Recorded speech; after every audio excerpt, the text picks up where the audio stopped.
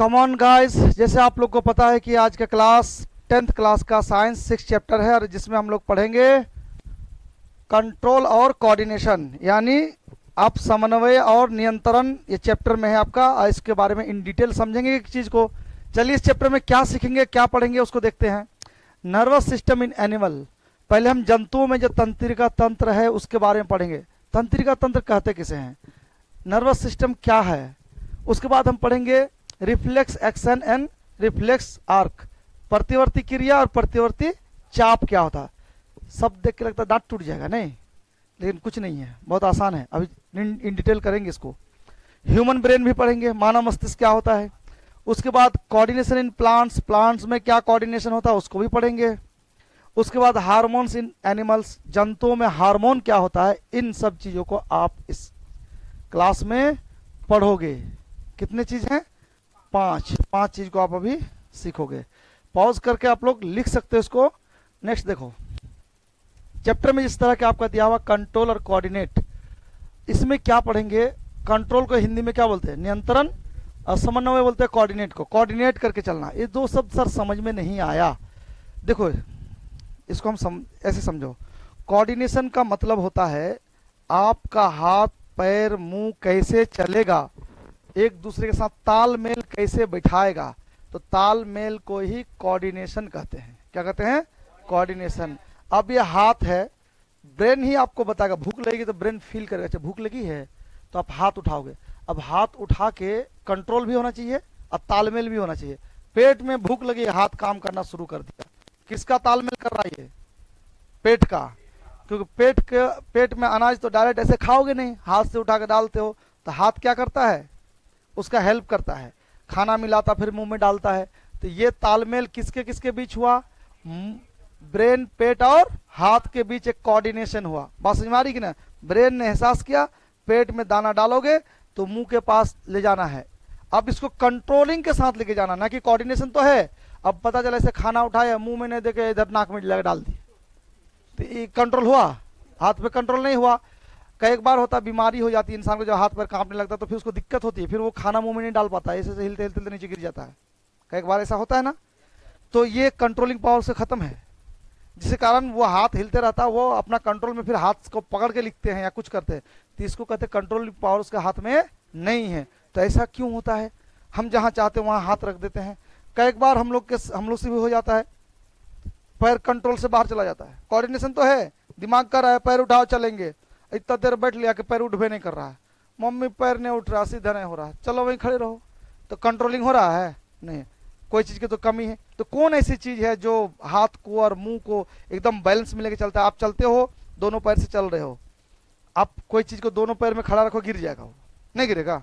लकड़ी का कोई चीज़ बनाओ दो पैर में खड़ा रखो तो फट से गिर जाएगा। लेकिन आप देखो बढ़िया से दो पैर में चलते हो, खड़े भी हो जाते हो, दौड़ भी जाते हो, कुछ भी कर लेते हो, तो आपको बैलेंस बना के रखा ना।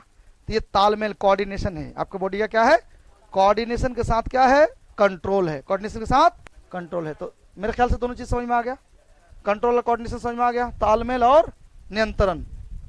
अब इसका एग्जाम ये यहाँ पे लिखा हुआ एक चीज देखो ध्यान, जीवों में सभी गतियां वृद्धि से संबंधित नहीं होती है। जैसे एक कंसेप्ट है कि आपके अंदर एक क्या होता है, गति होता है। आपके अंदर क्या होता है, गति होता है, मतलब, और गति से क्या होता है, ग्रोथ। तो कह रहा है कि हर मूवमेंट जो होता है आपके बॉडी के अंदर, हर मूवमेंट से आप ग्रोथ नहीं करते हो। जैसे आप अगर ग्रोथ कर रहे हो, कोई बोतल रख दोगे तो ग्रोथ करेगा, ग्रोथ नहीं करेगा। उसके ऊपर अगर बर्फ रखोगे तो ग्रोथ करेगा, लेकिन अगर ऐसे बोतल रखा हो तो ग्रोथ करेगा, नहीं करेगा। लेकिन आप क्या करते हो, ग्रोथ करते हो। तो ग्रोथ करोगे तो ग्रोथ के साथ आप में मूवमेंट होगा, नहीं होगा मूवमेंट होगा तब ना ग्रोथ करोगे जी।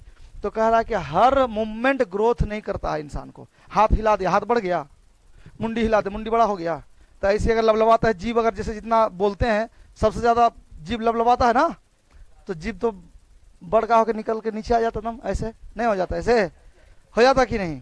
तो जीभ तो ऐसे निकल जाता, ज्यादा लबलबाता है। तो कह रहा है कि मूवमेंट जो है ना, यानी गति ही हर चीज को ग्रोथ नहीं करता। बहुत सारे गति हमारा ग्रोथ में कोई उसका लेना देना नहीं है। हार्ट बीट सबसे ज्यादा गति करता है, खट खट खट खट खट खट। सोचो कि हार्ट इतना बड़ा होता तो कहाँ, नहीं, सब कलेजा फेफड़ा को दबा देता है, हट सब ये हमरे है। हट इधर उधर हट जा, एकदम पूरा कैप्चर हमारा होता कि नहीं ऐसा। तो झूला झूल रहे हो, ग्रोथ होगा इसमें, झूल रहे हो तो तेरा ग्रोथ से क्या लेना देना, उसको बाहरी ग्रोथ है। भैंस जुगाली कर रहा है, ग्रोथ है ये। तो कह रहा ये चूहा बिल्ली के पीछे अगर, बिल्ली के पीछे अगर, चूहा के पीछे अगर बिल्ली भागेगा, ये ग्रोथ होगा इसमें। तो इन सब चीजों से ग्रोथ से कोई लेना देना नहीं है, यानी वृद्धि से कोई लेना देना नहीं है। तो एक कंसेप्ट समझ में आया। दूसरा कंसेप्ट, इन गतियों को हम निम्न 3 भागों में विभाजित कर सकते हैं। ये जो गतियां हैं, ये जो मूवमेंट है, ये जितना भी मूवमेंट आप देख रहे हैं यहाँ पे, या जो भी मूवमेंट बाहर होता है, ये मूवमेंट को हम कितने तरह से पढ़ सकते हैं? 3 तरह से। कितनी तरह से? 3 तरह के। तीनों को आप 9th क्लास में पढ़े हो इसको। पहला मूवमेंट ऐच्छिक क्रियाएं, वॉलंटरी एक्शन कहते हैं। दूसरा मूवमेंट अनैच्छिक क्रियाएं, इनवॉलंटरी एक्शन कहते हैं। तीसरा एक्शन होता है प्रतिवर्ती क्रियाएं, रिफ्लेक्स एक्शन। ये तीनों चीज याद रहना चाहिए, और मेरे साथ साथ बोलोगे याद हो जाएगा। चलो, वॉलंटरी एक्शन बोलो, इनवॉलंटरी एक्शन, रिफ्लेक्स एक्शन। अब वॉलंटरी एक्शन का मतलब अपना हाथ है, मार दो अपने ही गाल में, कोई पड़ के रखा है, दूसरे गाल में ठोक दो, कोई पड़ के रखा है, अपना हाथ जैसे मन तैसे चलाओ। अच्छा, वहीं एक काम करके देखो तो, हार्ट हार्ट भी तो चल रहा है, उसको रोक के दिखाओ, तेरे क्षमता है तो हार्ट में पावर चलेगा? नहीं चलेगा ना। तो अनिच्छिक, तुम्हारे इच्छा से नहीं चलेगा। इनवॉलंटरी है, तेरे वॉलंटियर से नहीं चलेगा। पैर हिलाओ, पैर हिलाओ, तनी किडनी हिला के दिखाओ तो हिलेगा? नहीं हिलेगा ना।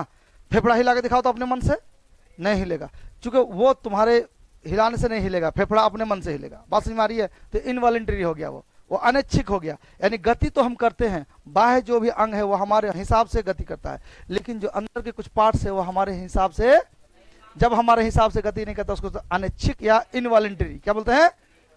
बात समझ में आ रही है? अभी दिल देख के तो मन में मन फूटता होगा, थोड़ा कुछ सुंदर ही बना दिया ये आई ने कुछ सुंदर ही बना दिया। लड़का लड़की सबको इसी में तो पागल हो जाता है, ये सब देख के मन में फूटता है, पता नहीं कथी है ये, कथी नहीं है, अनैच्छिक है। ये हार्ट बीट जो बैठता उठता है ना, ये आपके मन से नहीं होता। लेकिन कभी कभी आप लोग का दर्द होता दूसरे के लिए यहाँ पे, बट यहाँ दर्द मत करवाना, किडनी फेफड़ा में करवा लेना, बहुत खराब चीज है ये। तुम अपने फ्यूचर को रखो यहाँ पे। किसको? अपने फ्यूचर के लिए रखना। ये यहाँ जगह सिर्फ तुम्हारे फ्यूचर का होना चाहिए। किसी दूसरे सोना बाबू के लिए रखोगे तो बहुत पछताओगे, बहुत दर्द होगा, यहाँ नहीं करवाना।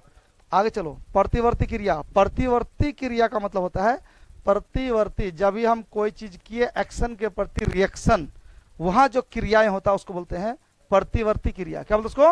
प्रतिवर्ती। रिफ्लेक्स एक्शन, क्या बोलते उसको? Reflex action. जैसे आप बैठे हो और कोई चुत्तर के नीचे कोई गर्म लोहा लग दिया, कैसे कूद, मम्मी भागोगे नहीं, गरमाएगा पिछवाड़ा।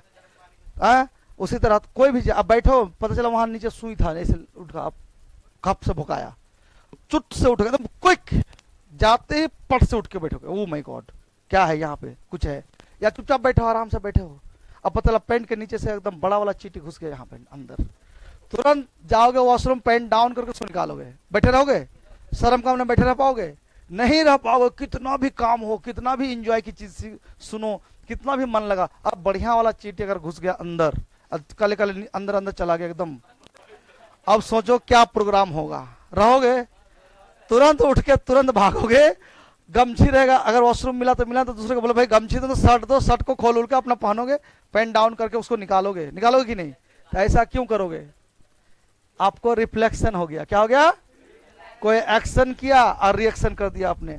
जैसे यहाँ पे एक एग्जांपल में दिया हुआ, गर्मा गर्म टी और उसमें हाथ तनी डूबा गया, sudden automatic response to stimuli. क्या बोलते उसको? उद्दीपन कहते हैं इसको, स्टिमुली। अभी इसके बारे में हम लोग पढ़ेंगे। तो स्टिमुली कहते हैं उसको, जो आपको, जैसे आपको चींटी काटा तो स्टिमुली कहते हैं उसको, या फिर उद्दीपन कहते हैं। यानी इस एक्शन का नाम अलग है, इसको अलग कहते हैं, इसके बारे में पढ़ेंगे हम लोग। तो हम लोगों ने पढ़ा कि हर मूवमेंट ग्रोथ नहीं करता, हर मूवमेंट ग्रोथ, लेकिन मूवमेंट को हम 3 तरह से पढ़ते हैं। कितनी तरह से? एक क्या? Voluntary, involuntary, reflex. बोलो, रिफ्लेक्स। ऐच्छिक, अनैच्छिक और प्रतिवर्ती क्रिया याद रहेगा? क्या रहेगा? ऐच्छिक, अनैच्छिक, प्रति। तो इसको आप लोग पॉज करके लिख लेना बाद में, ठीक है, सजा के सुंदर करके। आगे देखो, अब आगे देखो आप, अब इसमें अब स्टिमुली पढ़ोगे आप, स्टिमुलस एंड रिस्पॉन्स। यही स्टिमुलस एंड रिस्पॉन्स जो अभी मैंने थोड़ा देर पहले कहा। अब कभी कभी आप लोग ठूस रहे, मम्मी कोई बात कर रहा, करते करते कुछ आ गया अंदर का एकदम मांस, दबा गया, ओ खाते खाते इधर चलेगा नहीं, खून आ गया तो मम्मी देखो इधर इधर कटा गया कचकचा के, अरे कुल्ला करोगा तुरंत नहीं। तो ये क्या है, ये स्टिमुलस, स्टिमुलस है, क्या ये स्टिमुलस हो गया। स्टिमुलस के कारण से आपने रिस्पॉन्स कर दिया। बात समझ में आ रही, दांत ने स्टिमुलस कर दिया, क्या कर दिया, दांत ने स्टिमुलस कर दिया। बात समझ में आ रही कि नहीं आ रही है। तो एक उद्दीपन एक घटना है जिसके कारण एक जीव प्रतिक्रिया करता है, जबकि एक प्रतिक्रिया एक उद्दीपन के लिए जीव की अनुक्रिया है। तो उद्दीपन मतलब जो चीज के कारण आपने एक्शन किया उसको स्टिमुलस कहते हैं। क्या बोलते उसको, स्टिमुलस कहते हैं। यहाँ पे इंग्लिश में भी लिख दिया हमने, a stimulus is an event that causes an organism to react, whereas a response is the reaction of an organism to a stimulus। बस समझ में आ रही है। अब यहाँ पे देखो और क्या है, अब ये कहाँ कहाँ होता है स्टिमुलस, उद्दीपन कहाँ कहाँ होता है, बाह्य अंग में होता है। किन किन चीजों में, आपका हार्ट अचानक से डरता है लेकिन बाहरी चीज देख करके, तो स्टिमुलस किन किन चीजों से हो सकता है। जैसे आप अंधेरे रूम में बैठे हो, सोए हो और अचानक कोई लाइट ऑन कर दिया, मम्मी बंद करो ना, दिखा नहीं जा रहा, बंद करो। क्या है ये, तुम सो रहे हो लाइट ऑन कर दिया तो तेरे आंखें में कोई लाइट टॉर्च पकड़ा दिया, तो कैसे करोगे, आंखें से करोगे, खुलेगा नहीं। क्यों नहीं खुलेगा, उद्दीपन रिफ्लेक्स, क्या हुआ, लाइट का रिफ्लेक्शन हुआ। उस तरह अधिक सूर्य का प्रकाश, सूर्य का ध्यान से ऐसे देख लिया फिर नीचे नहीं दिखेगा, आपको दिखेगा, तो स्टिमुलस के कारण। उदाहरण एग्जाम्पल, गर्म वस्तु को छूने पर हाथ जैसे तुरंत हटाते हो, चूहे को देखते ही बिल्ली तुरंत भागता है। ये जो तुरंत कोई एक्शन करना, इसको बोलते हैं, क्या बोलते इसको, ये रिस्पॉन्स कहते हैं। और रिस्पॉन्स क्यों होता है, स्टिमुलस के कारण। किसको, स्टिमुलस। चूहे को देखना ये क्या है, स्टिमुलस है। और बिल्ली झपट्टा मारा, ये क्या है, बिल्ली स्टिमुलस मारा, क्या है ये, रिस्पॉन्स दिया। इस गर्म वस्तु उद्दीपन हुआ, और गर्म वस्तु को छूने के बाद जो प्रोग्राम हो गया उसको क्या बोलते हैं, रिस्पॉन्स। उसी तरह सूर्य की अधिक प्रकाश क्या हो गया, स्टिमुलस, और आप आंख बंद कर ले पटाख से, रिस्पॉन्स। इज इट क्लियर, बहुत मजा आ रहा है क्या।